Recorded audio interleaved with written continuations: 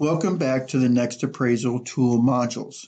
In this module, we will be discussing question number 10. Is there a statement about IRB approval?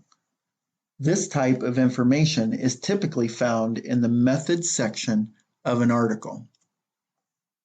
Studies that involve human subjects are required to be approved.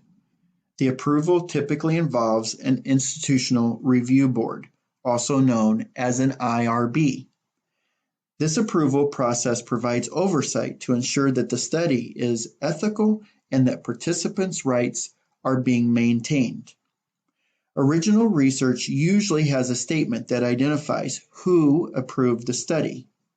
Note that not all types of reports involve research procedures and may not require approval from an institutional review board. Examples like quality improvement and case studies wouldn't usually have an IRB statement.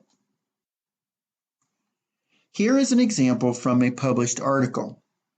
Notice the author lists this under an ethics statement heading and identifies the entities that approve the study.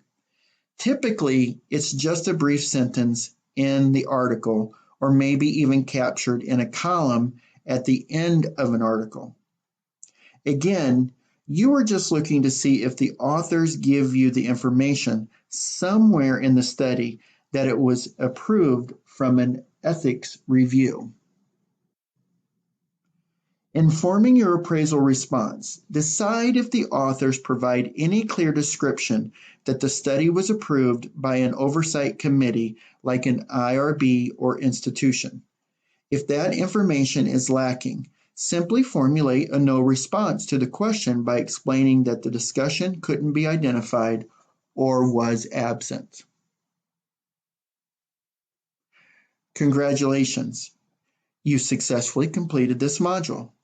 You may return to the main menu or continue to other appraisal modules in the next EBP course.